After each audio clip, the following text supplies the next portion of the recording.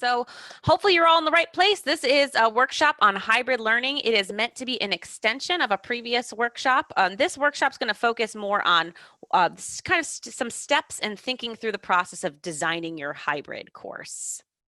I thought I'd start by introducing myself. I mentioned already, my name is Tara Kaczorowski. I'm an assistant professor and the assistant chairperson in the Department of Special Education. I got my PhD from the University at Buffalo, so my Buffalo Bills symbol is up there. I'm from New York originally. In my department, I also coordinate our faculty development program called Growth, which has now been expanding out to the whole university.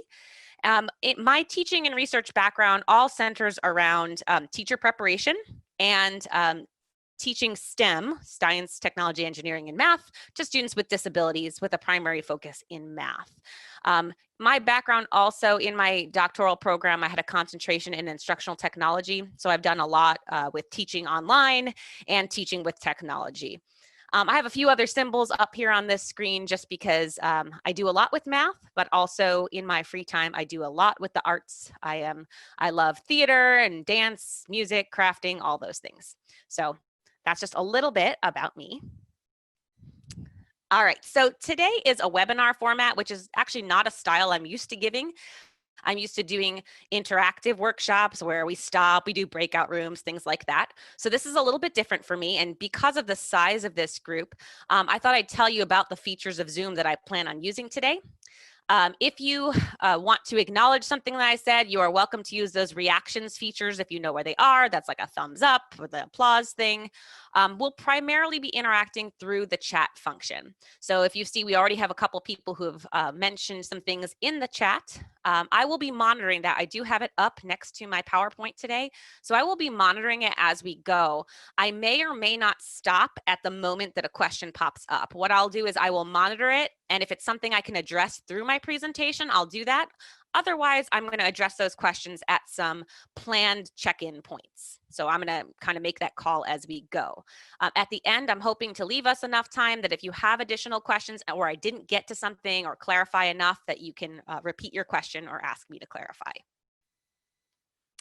All right, so I already started talking about today's purpose a little bit, but I want to think about today like metacognitive think aloud. So talking through what does that planning process look like? I will use my own course that I'm planning for this fall as a case study. I also will be talking about some different types of courses and different fields along the way that might be good fits for certain kinds of models. I've also been working with some colleagues who have great expertise on this, and people have been recording some really nice think alouds of their planning process, and I'm hoping to compile some of those. I thought I might put them in my presentation, but there's just so much content to cover, and I didn't want to take up that time. If they're recording it, to me, that's a better use of your time if I do that asynchronously. So that is forthcoming for you. On the right side of my screen here, I have a picture because not only, while this is not interactive in the sense of I'm asking you questions and you're live talking back to me, I do want some internal interaction here. So I'm going to recommend that you pick one of your courses right now that you think you might design for hybrid for this fall. Put that course in the forefront of your mind. Don't try to think about too many courses at once, and use this as a metacognitive, like my think aloud, to help you think through that one course and what makes sense for that one. I think if you grab yourself a notepad or something to write on, it'll be really helpful if you just keep that one course in your mind as we move forward today. So today we're going to start by talking about the purpose of a hybrid structure. You know, why are you all here? In general, the hybrid structure, which we're not talking about in terms of pedagogy, we're really talking about in terms of a schedule. We want to reduce the amount of time that students are spending in the physical classroom. You might have a variety of reasons for wanting to do this. For some of you here, that reason might be COVID, right? I can't be in the classroom that much. We're going to try to reduce that time. But I would argue there are a lot of benefits to really thinking through intentionally how much time is going in the classroom in person and what is going online. So we really want to leverage the benefits of both the face-to-face and the online instruction. hybrid can produce a lot of flexibility for you and for your students, but it still needs to be very organized and predictable for your students. Ultimately, if you do this and you have a lot of intention behind what you're planning, you really can increase both engagement and collaboration in a way that you couldn't do with either online alone or face-to-face alone. I thought we'd also start with some university definitions. So the university does have on the registrar's office website some definitions of how much of a course is online. And it might surprise you to see that face-to-face is listed as 0 to 74% online. What that tells me is that you're already doing hybrid planning, whether you realize it or not. Even a face-to-face class has 2/3 of it is done at home. So the university's credit hour policy is for every credit hour of a class, you're going to see 1 in-class hour and 2 out-of-class hours. I think where some people forget is that sometimes we don't think about what we do in that 2 hours outside of class. We assume that's their time to study, to read, to do their projects, and we don't always facilitate that experience, though I would argue we probably should. We make a lot of assumptions about our learners that they know what to do with those 2 out-of-class hours for every credit hour each week. In hybrid, you're going to think more intentionally about that out-of-class time because you've taken some of that in-class time and you are now moving it to the out-of-class time. Because I mentioned I teach math, I like to think through numbers. I just did a little quick math here for you. So as you're planning, you can think through this. So if you're talking about a typical 3-credit class over a typical 15-week semester, if you look at the number of course hours, that includes both the face-to-face and the online components, you have 135 hours to work with for a single 3-credit class over a semester. If you have a face-to-face class that's 0 to 74% online, that means you should have 33 3/4 in-person hours at least, that by the university's definition. Typically, if we are using the regular schedule of 150 minutes a week, we're already building in 37.5 face-to-face hours. That gives you a little bit of flexibility if you don't have a class because of a conference or something like that. So that's what makes a face-to-face. That's why if this seemed odd to you before, that's really where those numbers come from. Hybrid is just shifting, like I said, some of that time, some of that is going to go into the online learning space, into these 2 hours out here. And you're going to do a more intentional job of facilitating what's happening at that time. So you can see here, though, with these numbers, 75 to 99% online, that is going to vary greatly from each course. And that's actually good news for you. That means you can do what's best for your course. How much time do you need? If you even have a little over 1 hour where you think we're required to come face-to-face for this very intentional activity, you now have a hybrid course. All right. I mentioned this a little bit earlier, but I also want to say it's important that I'm distinguishing the language I'm using today. So I want to make a distinction between the pedagogy, which is our practice, our approach to teaching, the how, the why, and the course structure. I'm referring to hybrid today as a course structure. I'm not going to get into the nuances of blended pedagogy and things like that.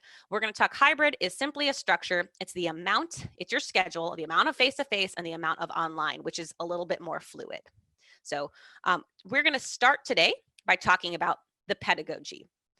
I am not going to dive into all the different pedagogies that exist out there. That would be a whole series of other webinars. But we are going to talk today about what I'm calling a pedagogical driver. It's the motivation, the why, the how behind your planning, because that's going to help lead you to the structure that you want.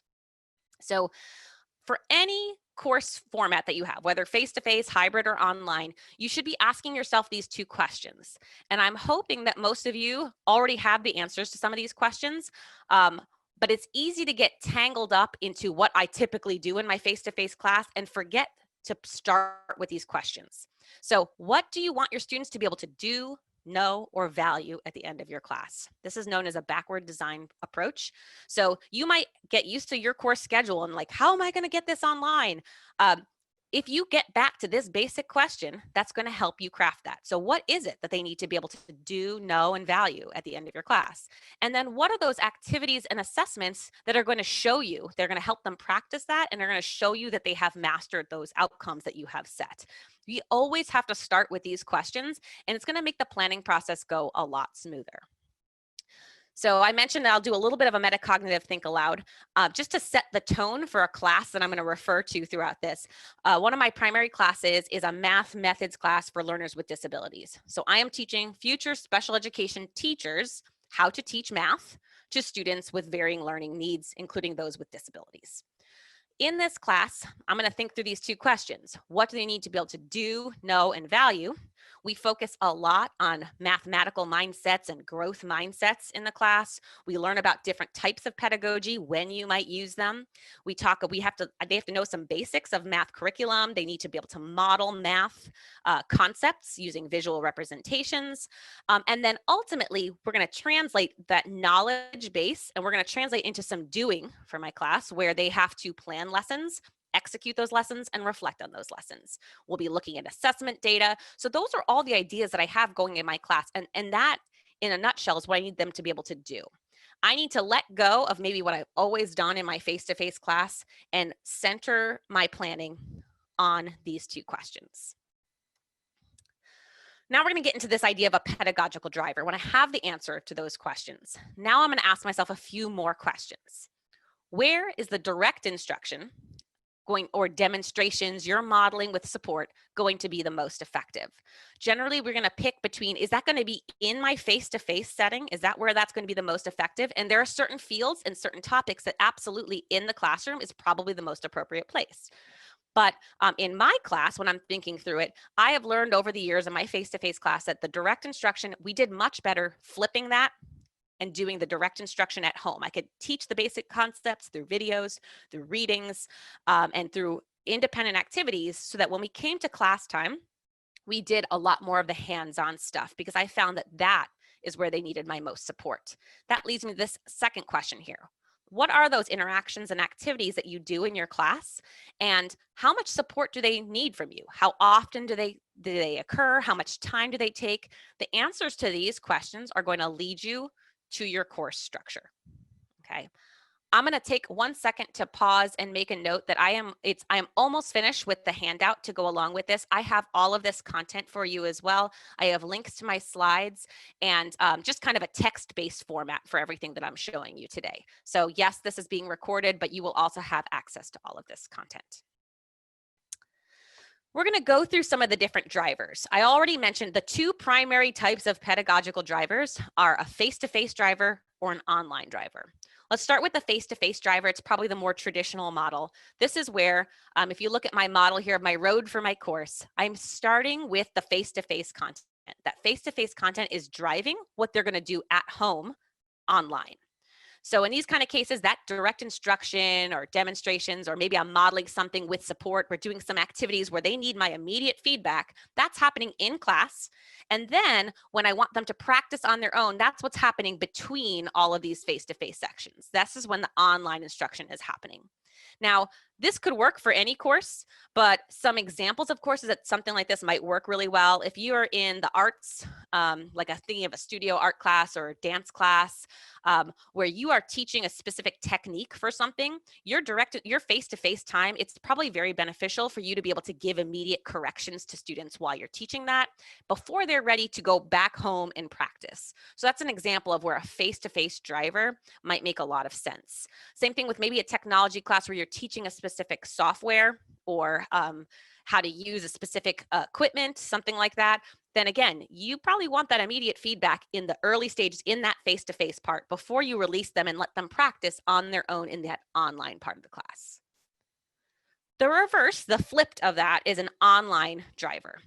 So this is where now the direct instruction is happening at home before your face-to-face class. So students do prep work more than just readings. They do activities and carefully crafted prep work before coming to your class. And then this space on my road here that's where they are going to do the face-to-face. The face-to-face is happening here. They do online, then face-to-face is where we practice together with my support. These work really well for intro classes, classes that have heavy content that needs to be memorized, seminar courses, meaning you can do the readings, watch some videos, do some individual reflection, and then together, that might be where we have discussions, class presentations, where we have a lot of interaction with each other to follow up on that content. I'd argue that most courses in college probably work better with an online driver format, but I've definitely used both face-to-face and online. Both face-to-face and online drivers can be done in an extended way too. So I don't want you to think about this as a different kind of driver. I can take that face-to-face course and I can extend the amount of online time in the middle. So if I start with some face-to-face instruction, maybe I have multiple classes where I have direct instruction and practice, and then I release them for an extended period of time to apply that content. That kind of thing works really well for like a field-based course. So maybe they have, or like a civic engagement project, something where they have to go out and they have this experience where they're applying what you learned. So maybe you're front-loading a lot of the content. So you can take that face-to-face and front-load it into this extended model. You could do the flip of that too with online. This one's probably less commonly used, where you do a lot of online work first, and then you come together for an intensive period of time for the face-to-face part. This works well if you have like a residency program in your college, something where it's, or distance ed, where students are, maybe they live all over the state and they come for like one weekend or 2 weekends in a row, something like that. These residency type programs where you have an immersive experience after a bunch of online stuff, this would be an example of an extended online driver. And then just to wrap this up, a lot of people ask me, well, can I just mix the two? Of course, you can mix the two. You can use both. I think that's something to consider. Sometimes if you have a mixed driver, sometimes direct instructions at home, sometimes it's in classroom. If you're not very careful with the way you communicate to students, it can create an unpredictable class, which can be a barrier to student learning. So really think through that. I'll show you some planning tools, just simple tables that might help you. If you really think that you need a mixed driver, I'll show you just a simple table you could use to help plan your class. Another piece here that's schedule based also kind of fits under this. This happens when sometimes there's a set schedule for a class before, like you might not have any control over it. You might have a class that's been designated hybrid, kind of like a program we used to have in our department. So I'll give you that example. When I came into the special ed department here, we used to have a master's program that was hybrid. And it was set for a very good reason to be hybrid. Our students were all practicing teachers in the field. So we knew that during the day, they were not going to come to classes, but we wanted some kind of face-to-face component. So what we did was they picked 3 dates on a Saturday for them to come in for those classes spread out across the semester. So it was primarily an asynchronous online course with 3 face-to-face dates. My caution with this is, and this was my frustration when we first had this program and I came here, is that it's taking away my pedagogical driver from that. Those dates are set in advance and I'd get there and I'm like, that's not a good time for the face-to-face. That's not when I need it. I need it over here, or I need it way over here. So when possible, try not to let a schedule dictate your planned instruction. Sometimes that's not possible. In that case, when we had that program in that format, our students really requested, they wanted to know in advance when those dates were. So that's understandable. It's just less ideal from an instructional standpoint. So if possible, try not to let that schedule dictate what you do. My recommendation for you, if you are a hybrid novice, is to not start with a mixed driver model. Think to yourself for a second, there's probably one of these 2 structures, either face-to-face, driving the practice, or at-home practice, driving what you do in class. One of those 2 as a primary model is probably going to work better than the other for your class. And those questions that I put on the first slide are really going to help you understand which one it should be. So this is where we are. This is my first stopping and my checkpoint.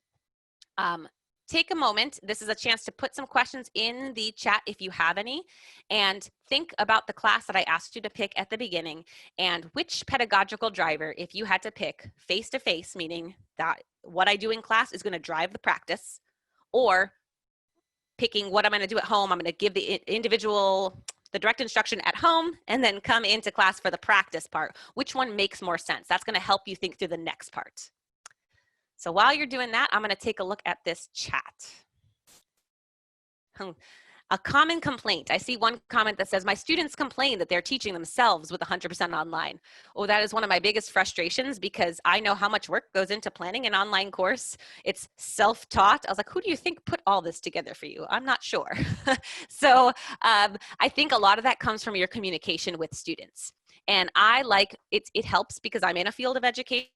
I like to talk to them intentionally about my instructional choices. Why am I doing what I'm doing? I create a nice course intro video and I explain the model and how I'm going to help support them throughout.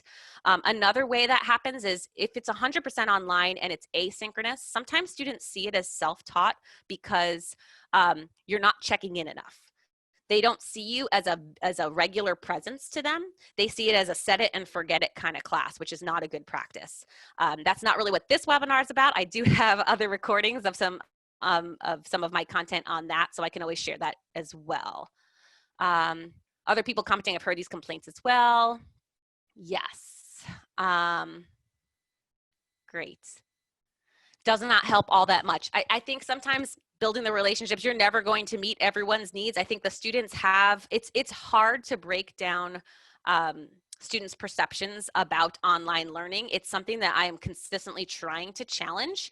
So the students' notion that online learning is inferior, I would argue this fall semester, I know I'm doing a hybrid structure for my class, and I'll tell you about that structure in the next part of the presentation. I probably could do just as good a job, if not better, in a fully online class. And I'm not gonna lie, I'm trying to be nimble enough that I know that this could potentially all go online anyway. So sometimes it's hard for students to see, but when you continue to do it well and you continue to have those conversations, it does get better, I find, with students. I'd see another comment about the number of students at a time. Yes, so I'm not going to get to that at this second because we are going to get into the hybrid structures in this next section. So I'll talk about what you do when you can't fit all your students in the classroom at the same time. That is what's coming up next. Awesome. Okay, so is everyone ready to move on to the next section? Okay, so we've talked about a pedagogical driver, and I'm hoping you have in your head whether you think it's primarily going to be face-to-face driving the instruction or whether it's online driving your instruction. Now we're going to jump into that hybrid structure. This is your schedule for online learning. Here's where my big caution comes in. I was uncomfortable planning this presentation because I know what best practice is for planning a hybrid course where you're thinking through the benefits of face-to-face and online instruction. We are not going into a normal semester. So I think it's really important for us to keep in the forefront of our minds, even though it may not be the best, like the more general way to plan a hybrid course, that this fall, our face-to-face instruction, many of the benefits that we normally see are going away. So some of the benefits I see of face-to-face instruction is the fact that we can do group work together. We have that kind of discourse, but we now have a situation where we have about 30% capacity in our classrooms. Students and instructors are wearing masks, which means now facial expressions, that social emotional connection is going to be interrupted. And we have students social distancing 6 feet away. So it means your group work is not, they're going to be using the computer anyway because I can't have them sit directly next to each other. So we have to keep that in the back of our mind as we're planning through it. But I still think it's okay to plan it as if it, while you're thinking through this, kind of think through both semesters, a normal semester and a COVID semester, because I think you might be surprised at what you like out of a hybrid class. Try to look for the silver linings. I think you can really see intentionally there are some benefits. Like I never thought my course could put so much content online. We do problem-based learning where the students are given a task and they have to work together to solve very constructivist pedagogy. And I'm like, how in the world am I going to facilitate that online? Well, I found awesome ways to facilitate that online. So I just surprised myself. Sometimes you'd be surprised when you're pushed to do something like this, you might find an even better structure for your class. All right, let's start with the easy one, which is probably not many of your cases for this fall. A whole group structure. This is assuming that it's feasible for your entire class to engage in face-to-face at the same time. In a normal semester, this could easily be the case. So I don't want to not cover this because this is the most basic form of hybrid. So that's assuming when I say feasibility, I'm talking about room capacity, which we know this fall, the room capacity situation is a little rough, but also an effective instructor to student ratio. Face-to-face time is less beneficial if it's me and 300 students. A lot of the benefits of face-to-face just went away. So really think about what might be effective. If you can reduce, if your class size as a whole group is effective enough that you can monitor everyone, great. That's what I would call a feasible opportunity for a whole group structure. If this is your case, which again, probably not many of you for this fall, if this is the case, if you have a face-to-face driver approach in your mind, I recommend making yourself a simple table that looks like this to start your planning. Maybe put away what you've done in the past, go back to those first few planning questions I mentioned, and start here. You're going to start with the face-to-face and put in, okay, what am I going to do face-to-face? What could be a good follow-up to that could go online, and really plan it out. You'll find yourself moving things from column to column like that, and that's okay. But that might tell you, as you start moving things and you find out more and more that can go to that online section, you might discover, okay, maybe I don't need to meet every week face-to-face. There is actually a lot of online content. So that might tell you your schedule of how often you're meeting. So a simple table like this is a great way to do that kind of planning. And then notice how my tables, the columns just reversed. If you have an online driver, you're going to start with your thinking of your asynchronous online first. That's the stuff you're starting with. And then what would be a good follow-up to that face-to-face? If there is no good face-to-face follow-up, then maybe that week is not a face-to-face meeting week. Don't try to force it. Don't try to make it fit. That hybrid is all about intentionality and choosing the face-to-face and a time where it's meaningful, not just because that's where you're the most comfortable. That face-to-face presents opportunity, and you want to embrace the opportunity that it's there. If you want a mixed driver, I recommend adding an extra column to your table. I did say if you're new to this, I probably recommend just sticking with one or the other on the other page. But I would recommend giving yourself 2 asynchronous columns, one where you have the prep work for the class, and then the follow-up practice work. Really distinguish between that to help the students think through and facilitate their learning. That'll help you sort things out, and it now creates a predictable format for students so they don't feel like you're all over the place. Wait, am I prepping for class? Is this due later? Like, it creates a nice schedule of predictability, which is very, very important for online courses. Okay. Now, what many of you have probably been waiting for, because I know you're all thinking, yeah, there's no chance I'm going to fit all my students in that class. My class is the same way. My class has, I think I've got 25 in my class, and I can fit 9 in the classroom. And because I know the logistics of that classroom, I can fit 7, because based on how those tables are. So maybe 9 is 30%, but I realistically can fit 7 in that class. That's not even half my class. So I need to start thinking creatively, thinking of some structures, and thinking about the pedagogy in my class and which one of these models or combination of these models might work the best.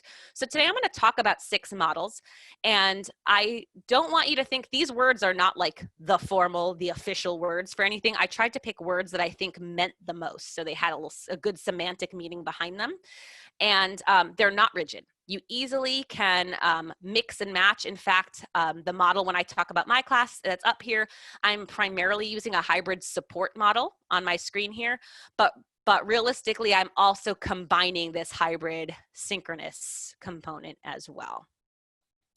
All right, so let's talk through some of these. I tried to create some nice visuals that might help you conceptualize this. And again, I will make sure you have a link to these slides.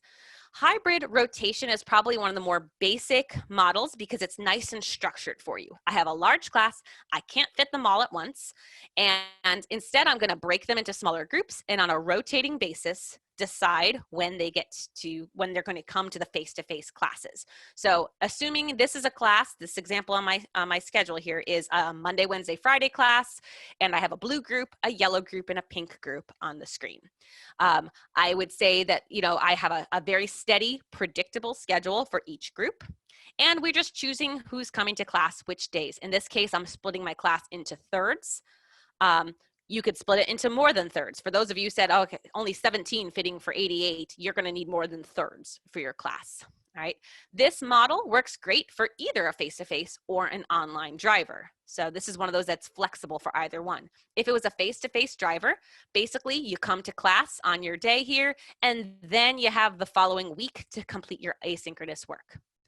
If it was an online course, you would do the work leading up to that first class. It would be due right around that first class, and then you have face-to-face. So it's all about how they're seeing that schedule. They do the online work first, and then they meet, or are they meeting and then doing the online work? It may sound like it's the same thing, but it's really not if you want to try to facilitate the students' learning and connections between those two components in your class. I have some considerations. Every single one of these models, I'm going to tell you some considerations for this. So number one, will breaking your class into a third or half, or how it depends on how many days a week the class is that going to reduce the classroom size enough? All right, so that's something to consider. Will that? And if it does, if they can fit in the capacity of the room, will that create a more beneficial instructor to student ratio? If it still does not allow me to provide the interaction with my students, where's the benefit of my face-to-face? And is it worth bringing the students in for that time? This is probably the biggest consideration of this model. I recommend if you pick a rotation model that you are willing to do differentiated due dates. I can't expect blue group to have the same due dates for things as pink group, right? They're meeting at different times. It doesn't logically make sense. So their weekly module work is going to probably be due at different times. I do like just before class time as a deadline, for example. So that can be difficult to manage, but if you do want to attempt this, ReggieNet has a great group feature on there. So if I have weekly module pages, I can put my students in groups at the start of the semester so they know what group they're in, and I can release parts of the modules only to certain groups, maybe the parts that have their due dates on it. So that for the student view, it's so easy, so predictable. They know I'm in blue group, they only get released the blue group stuff in ReggieNet. So you can really use that to facilitate that process so it's not overwhelming for you. Similar to hybrid rotation, and I do see that questions are coming in, but some of those I'm going to get to as I go forward. So I promise I'm not ignoring you. Similar to a rotation schedule is a split schedule. This works well if you have a once a week scheduled class and you need to break the students up. So this time, instead of saying, Monday is blue group, Tuesday or Wednesday is pink group, this time I'm going to split my longer time into like half and half or thirds, and leave myself a little wiggle room for transition in the middle. So this time they're happening on the same day, but they're only coming for about half the class periods. And again, same kinds of considerations. I can use a face-to-face driver for this. I can use an online driver for this. Either way, my due dates, I either start and then do the practice, or do the practice first and then come to class. Considerations for this helps you keep the same due dates. So if you can split the class in half and that works, and you can do half and half and you're meeting on one day of the week, it's really kind of beneficial because now you don't have to have the differentiated due dates piece because they're all meeting on the same days and it's a logical time for things to be due. Again, you have to think about the feasible capacity and will partial class time be sufficient? If you have a 75-minute class twice a week, will half of a 75 and not even half of it because you need transition time, will that be enough to make a meaningful experience? I can't answer that question for you. That is a question that you need to think about, whether that will be meaningful. If you have a very large class, you could even combine these two models. So in this case, I have students split into 4 different groups. They're both rotating and they're split in my time for a little bit. So think about all the creative options here, all the mathematical possibilities for combining split and rotation. If you have to take multiple weeks to get that rotation through, great, then you could take multiple weeks. So you can get the right size. If you're going to have face-to-face, especially this fall, make it meaningful. You should have a choice that is intentional and that's going to do something that provides the interaction between you and the student that you couldn't do online. Otherwise, you probably could just do it online. Third model, hybrid lab. And I think someone's already mentioned this idea of lab in the chat.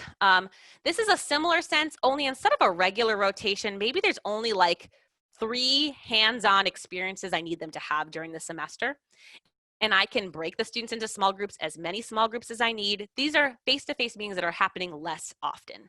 So in this case, I have once a month, 1 lab in each month. And I decide, okay, after the first 3 weeks of the course, you have enough content that we can start doing lab 1.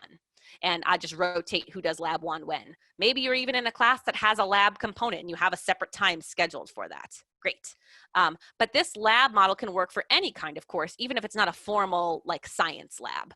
You can choose to say, okay, these 3 face-to-face experiences, I don't have a good way of doing those online. Let's get them in here in small groups. Let's do it during class time. And you just kind of build them into your schedule. The more you can set in advance, the better. The more visuals or a schedule like this you can show to your students, the more your class looks planned and intentional, and it'll be easier for your students to manage. Considerations for this, a hybrid lab design is primarily for an online driver or really just an online course. You're mostly an online course in this case. Much less of your hybrid time is going to be face-to-face because there are fewer of those sessions. So keep that in mind. It's mostly online work, but your online work can still be a mix of synchronous and asynchronous depending on how you do your schedule. You could do a lot with synchronous instruction. I don't have time to get into that in a 1-hour webinar today, but there's a lot you can do there. And the nice thing about this model is that you can split the students into as many small groups as you need to have that effective instructor to student ratio, and as much as you need to have to fit the capacity of your classroom for this fall. So maybe this fall, it's less ideal, you have to make more groups, but in the future, maybe you like this and you can have slightly larger groups when we don't have such severe restrictions on our capacity. Again, with these labs though, consider that you may need some differentiated due dates. If lab 1 is spread out across the month, you put students in groups, they might have different due dates for those labs. ReggieNet has tools to manage that though, so that really shouldn't be a big deal. I just want you to keep that in mind. Okay, hybrid support model, and this is the model that I'm planning on using for my class, primarily because I'm teaching my class as a synchronous online class, but it's supposed to be twice a week, and I am choosing instead for once a week, having the synchronous time, and then the other day of the week is going to be reserved for this hybrid support model. This hybrid support model could actually work with a fully asynchronous online class. Maybe you want to offer for the students who just want, there's some students that in their head, no matter what, they have in their head, they want face-to-face time with you, and that's okay. As long as it's allowable, as long as our COVID numbers are where they are, let them come in, and maybe you use the sign-up feature in ReggieNet so that you don't go over your max capacity. So you can schedule in one of your class times a week or multiple times per week. They do mostly asynchronous online work, but students can choose to come in to get extra support during this. Those lessons wind up being less structured. What I'm going to do is I'm going to have like a form on ReggieNet, like a box for them to say in advance, what is it that you want help with? Do you want to just work with me being there in case you have questions? Do you have a specific question to help me prepare for that time? But that face-to-face time winds up being less structured in the support model, and it's there, like, if you're in the field of education, we'll call that tier 2 time, meaning on top of their regular instruction that's happening in the asynchronous environment. This also works though with your online driver. If you're going to use an online driver, meaning the flipped model, which is what I'm going to do, my first class of the week, my early class of the week is going to be my support day, so that if the students just want to come in, do the work before we do our synchronous class on Thursdays, on Tuesdays, if they want to come in, they can either just work while I'm there, they can ask me questions about the stuff that they were doing on their own, that they felt that they were learning on their own. That could address the question that someone mentioned, they feel like they're teaching themselves. Well, if they feel like they're teaching themselves, usually the reason is they have questions and they don't have an immediate response to that. This option can give you that possibility of me being there to answer those questions for them. So for an online driver type class, you would do this early in the week. And if it was a face-to-face driver where we were doing our synchronous meetings maybe over here, then I would want to make my hybrid support day later in the week when they're at home practicing on their own in case they have questions. So this is a really flexible model. This model, if you're not sure how to use that face-to-face time, it's a great way to be super flexible. And if I ever needed to, you can move that to synchronous online if that happens in the semester. It's a really nimble design for your course.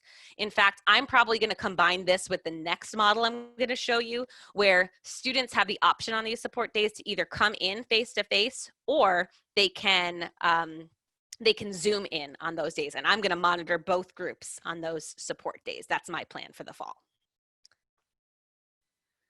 So some considerations, I already mentioned a lot of these. It's very versatile. You can combine this model with a lot of the other models that I've shown you.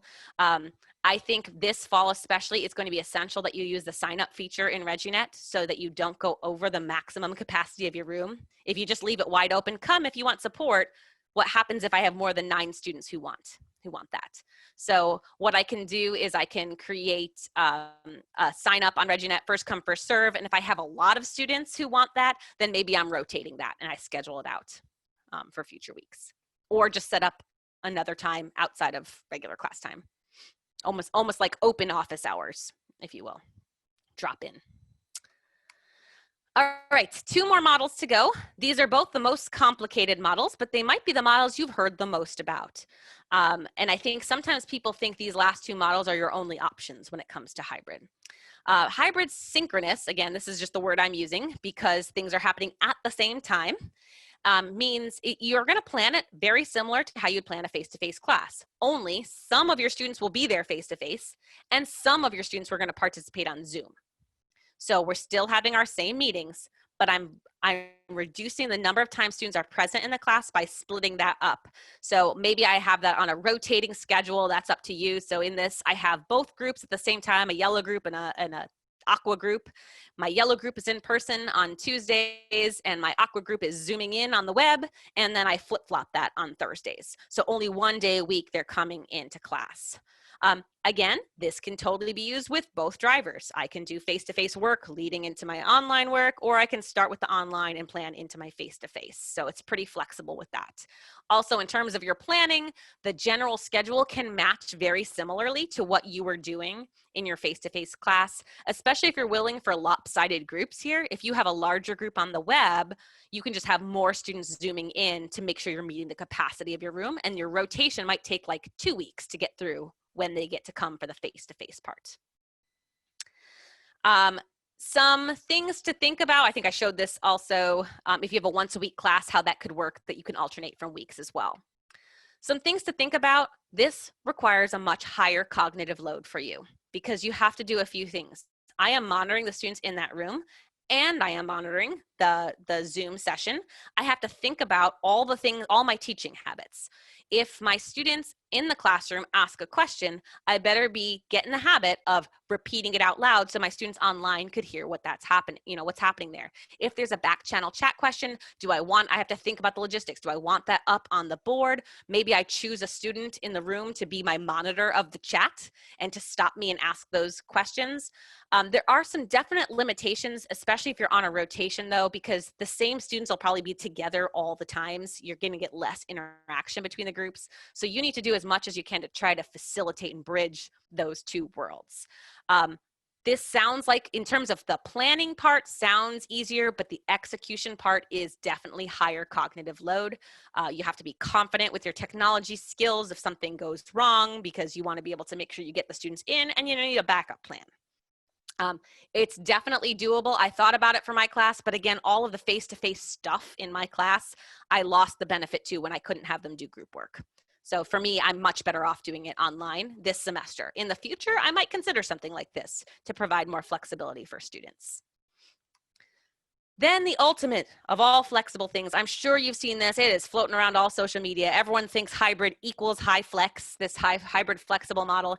It is the ultimate in flexibility because every week you are planning. So some students are going to be face-to-face, some students are going to be Zooming into your class, and some students just going to be participating asynchronously online. They won't even be there at all during your face-to-face stuff. So for some groups, the groups that are participating in person, again, either driver works. However, you also need to prep enough that the students can either watch your face-to-face session later or get enough out of it that the asynchronous would work for them. Generally, if you're truly doing a high flex model, students are given the choice. of what they want to do. And maybe some weeks they do one thing, some weeks they do the other. This is the highest of all the cognitive loads, the most time consuming for planning. I guess the cognitive load during class is the same as hybrid synchronous. You got the two groups there. But you also have to keep in mind, if you did something interactive in your class, how can you make that equitable for the students who are participating asynchronously? Again, those teaching habits are really important. This does provide the most flexibility though, and it is the most nimble design, because if we have to revert to only synchronous online, then we can, if we can't do any more face-to-face, or if we or you know, if things happen and you have a student who gets sick and can't participate in anything, you have a way from the start for them to participate asynchronously. So if you have the energy to plan something like this, this will give you the most flexibility.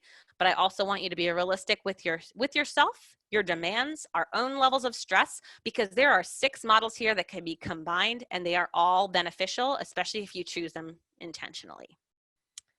Whew. So second planned break before I get into just the last bit about flexibility. And I know I knew 1 hour was never going to be enough time for me. I'm going to take a look at some questions. Feel free to think through this now while I'm looking at the questions, and maybe which of those, I think I'm missing one of them up here. I'm missing the split. I have the wrong picture, but there is a 6th model. Yeah. Oh, I see just a lot of good ideas that have been put up on this chat about how people are thinking they're going to split things up. And I am happy with some of the other stuff, some of the other things I talked about today, like my online instructional video. If there are resources that you're requesting from me, I definitely can gather them and put them and link them into the document that I'll share with you. Let's see. Some really good ideas.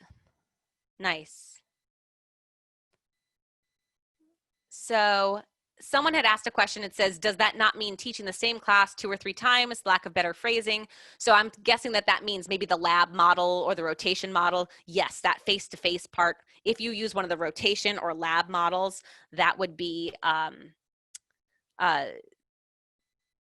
lab or rotation models would be, I'm sorry, I'm losing the train of my thought here. Yes, the same class multiple times. I'm seeing a lot of questions, but like if a student gets sick, we'll be forced into a hyper flexible format. That could, it could be from the start. I'm going to suggest, actually, why don't I go ahead, because you said that comment about the flexibility, I am going to just wrap up with these thoughts on your flexibility, because this is not a typical semester. We know that. We need to have, we keep using this word nimble in our course design, flexibility in what we're thinking. So part of this is going to come from your course organization from the start. This is a screenshot of one of my courses from a couple semesters ago. This is a hybrid course. We had a couple of face-to-face dates that I had mentioned here. But if you create a place, so if a student, like there could be a section right in your ReggieNet. Did you have to miss class? You quarantined? How else could how could they participate, right? So the face-to-face things, I need to have a backup plan for my backup plan. I can still pick one of the first formats, but if a student gets sick or needs to quarantine, then maybe I'll let that one student Zoom in, even if I'm not doing that for the whole class right then. So we can provide flexibility, give them some directions, have your weekly module set up, make sure it is predictable for them and intuitive to find where things are. Communication, I'm giving some advice on this screen from another one of those colleagues I was talking about. So I want to use her phrase, pick it and stick it when it comes to your communication method. Communication is essential, both from you to the students and from the students to you. Consider what is the best way for you to communicate with those students on a regular basis. So for me, I always use ReggieNet announcements because I know I want to use a university tool to make sure everyone has access to the content. But I also give the students an option of using an app called Remind to text me. It blocks my phone number from them. I can keep it all contained in there, but they can send it to their text inbox and just text me when they have a question. I don't put any sensitive information on that. So I want to consider FERPA. You can't put anything about student grades on those tools, but students are way faster to responding to texts. And I feel much less overwhelmed with my inbox not being flooded, my email with all of their questions. So I do put things on ReggieNet, but then quick reminders about things or just checking in. Sometimes I see something on the web and I just text it to them. It's a way to build a relationship with them in an online class. So I pick those 2 tools and that's what I use the whole semester. Be consistent. So pick it and stick it. Great advice. Thank you very much.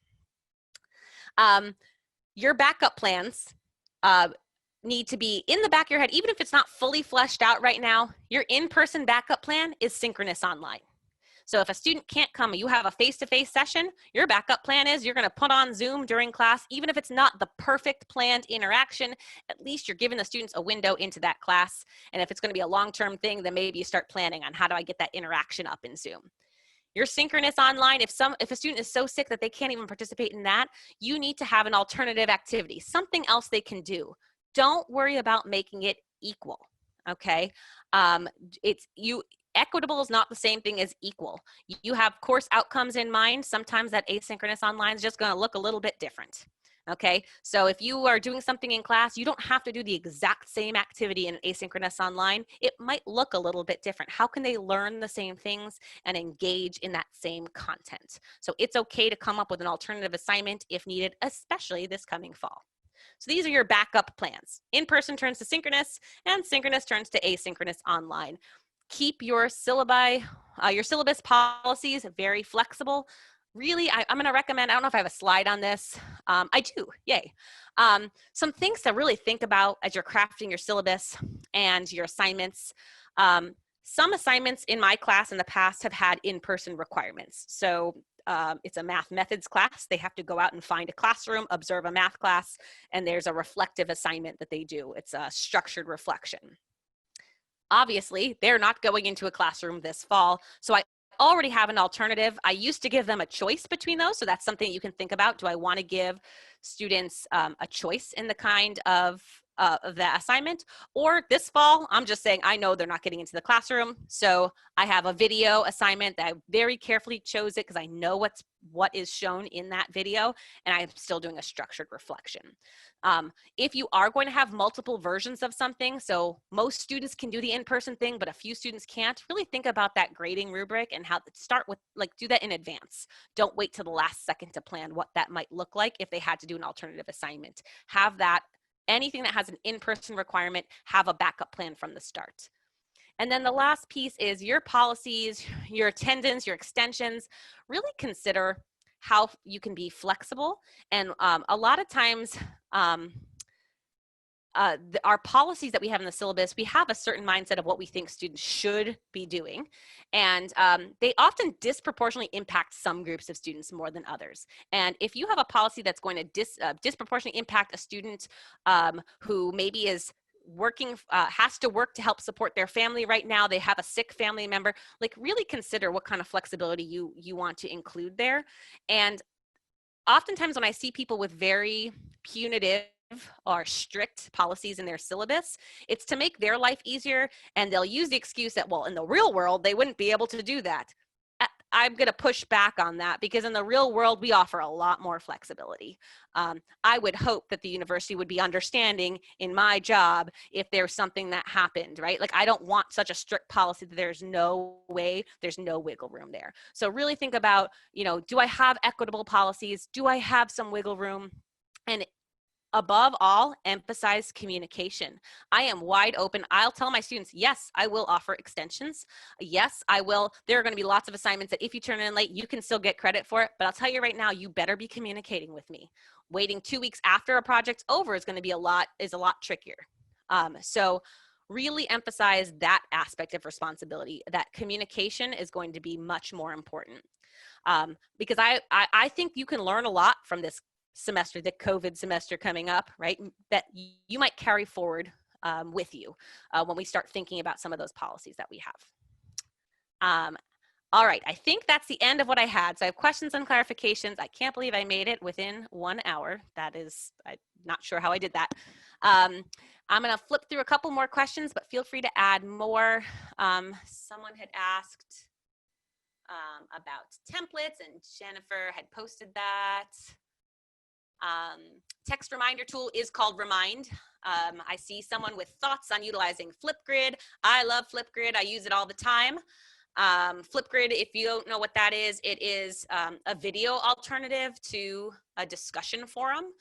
But with any discussion forum tool, I'll post videos. I could go on for a while on best practice when it comes to discussion forums. But basically, the students can have an asynchronous video conversation. And a great thing is that tool, they can log in with their Microsoft accounts. So their video stays within the ISU community. Awesome. Did I miss any other questions? Well, we have about 6 minutes left. Any other questions? I'm sure I've scanned through something and missed it, or if someone wants clarification. I may not have all the answers, but I can certainly write it down. Feel free to unmute yourself. Let's see. Do you use Padlet? I love Padlet. That's another one. A lot of these side tools, if you don't know what Padlet is, it's basically an online digital bulletin board. I usually do math talks in my class, which means I've posted some kind of visual, some kind of picture that I want the students to have discussion over. And I use either a Padlet board for them to post their ideas and they can comment back and forth, or a Flipgrid to make comments about it. So Padlet is great. I'll let you know though, they've limited their free version to only 3 Padlet boards for free, unless if you invite other people. So that's the one downside. It's not that expensive for the paid version, but that would be a tool I'd love to, I highly recommend looking at it. It's super, super easy to use. It doesn't have any glaring accessibility concerns. Some tools that's often a concern I have. I want to make sure that there's some accessibility considerations in mind. It does have selectable text. It doesn't have perfect semantic structure, but it's a pretty good tool. Awesome. Anything else while we wrap up? I'm going to work on finishing up that handout that I have that has a lot of this information. And I will also put hyperlinks to some of the other handouts. The other workshops I've done are on asynchronous online learning, engagement strategies, course organization, creating accessible video content. And then I just did one yesterday on synchronous online learning. And I am finishing up recording a more concise version instead of just recording the workshop. So I will have that one finished too, and I'll make sure all those links get onto the handout for this. Great. Awesome. Anything else? I'm finished. Feel free to hang on. Feel free to unmute yourself, but that's all the content I have for you. Thanks, everyone. Tara, this is Jen Freeberg. I just wanted to say thank you so much on behalf You're of welcome. CTLT for sharing your expertise with us today. And anyone who has questions, please feel free to populate the chat, or like Tara said, unmute yourself. But thank you for coming. And Tara, again, thanks. You're welcome. Thank you for the lecture. It was great. How do we get the handout and your slide? I will send an email, because I think because we had this registered through ISU, we have a record of who is here. And I think, I don't know, maybe Jim can speak to that or Jennifer can speak to that. Maybe we could put post a link to it as well, where the recording of this goes. Yeah, the recording will be on the CTLT website at some point, and we'll email the participants. And in fact, we'll email the whole campus population about where they can see the recording, because I know there are a lot of people who just couldn't make it today. But we do have a full registration list, so we can forward material to you. Thanks. Perfect. Great. Awesome. Anything else I'm seeing? Hi, I have a question, Tara. Yes. Yes. Video. Hi, thanks so much for this workshop. It was really great.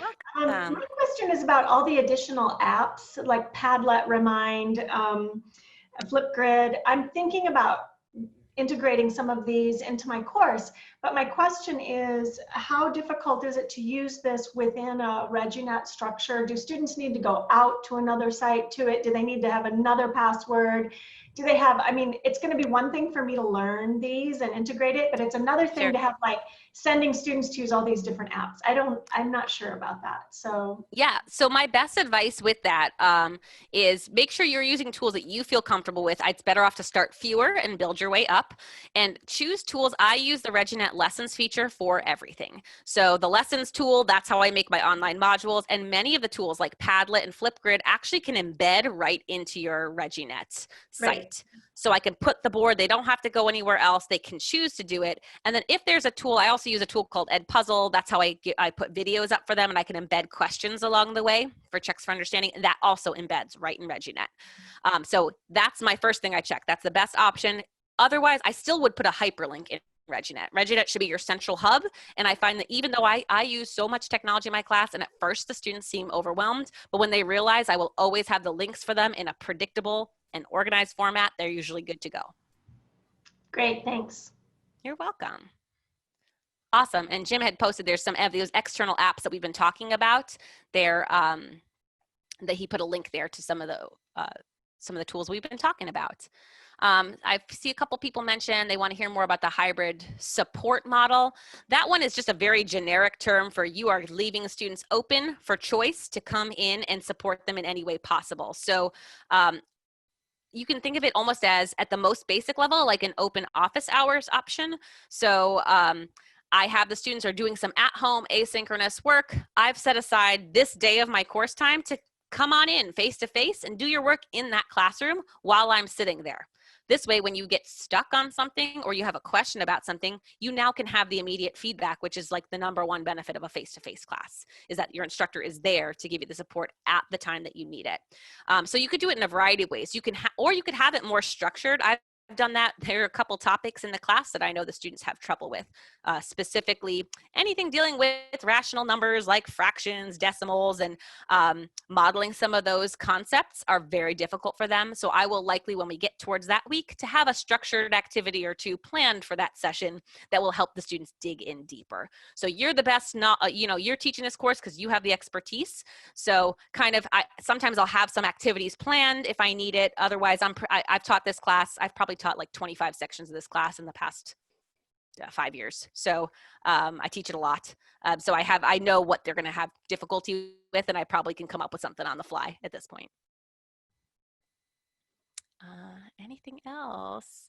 Someone had asked, would I let students choose for HiFlex or hybrid sync? That's up to you and your comfort level. If you let students choose, you have more unpredictability on your part. So are you okay with some students doing one or the other on an unpredictable schedule?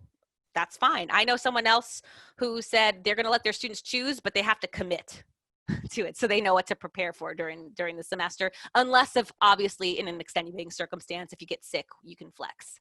But that's up to your comfort level. So Tara, thanks for the information. I'm Jay. I'm the one who asked about hybrid support model. Yeah. So does that mean that the class that is more open, it's more a support time, you're not really introducing anything new. You're not Correct. introducing any content. So they will be more like they already have assignment in a asynchronous form already. Yes. So I'll give you an example. In my class, I'm using synchronous 1 day a week and the support model, hybrid support, the other day of the week. So we'll have synchronous, we'll have asynchronous work to make up for that other class time. So I've moved more of the activities online, but I know there are going to be some students, when I'm telling you to go onto the web, grab some virtual manipulatives and model these numbers, there are going to be some students who need support with that. So my support days will be designed so that the students can come in when they have questions about how to model it. I can kind of catch some of those errors as they're going and provide that kind of support. So that won't be any new content. Okay, thank you. You're welcome.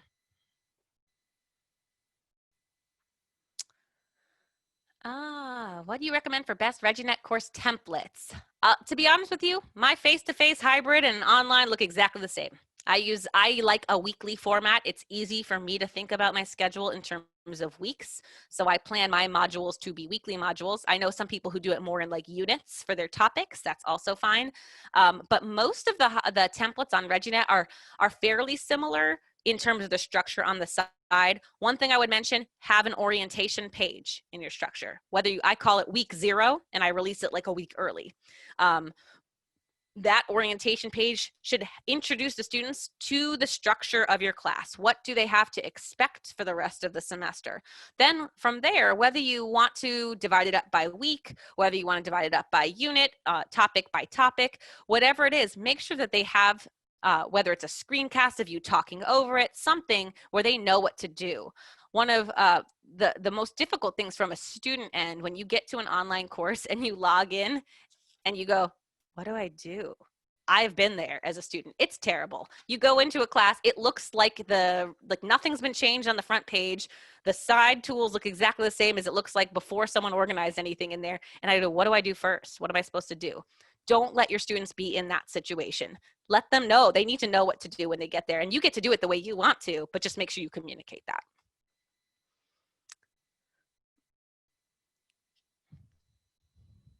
So I don't know if I answered fully that question. The template for hybrid courses, I do week by week, and I just let them know this is the asynchronous stuff, this is the synchronous stuff. In my in the resource I'm going to give you, I have a whole section of a recording I made on course organization, where I walk you through a couple of my course organization, a couple of my courses, and I give you some resources to help with that too. So I'll make sure there's a link to that on your handout. And it is 2:04. So if you have additional questions for me, you can feel free to email me. I'll make sure my email is at the top of that handout. I'm happy to help. I'm very passionate about teaching online, hybrid teaching. I'm always liking to challenge the notion that online teaching is inferior to face-to-face teaching. I believe intentionality is the most important part of it. Choose the methods that are going to facilitate the learning experience you want the best. And this fall, given our social, you may find that you like even more things about the hybrid structure that could carry forward. All right, everyone, I'm going to sign off. Nice to see you, and let me know. Let me know if you have any other questions.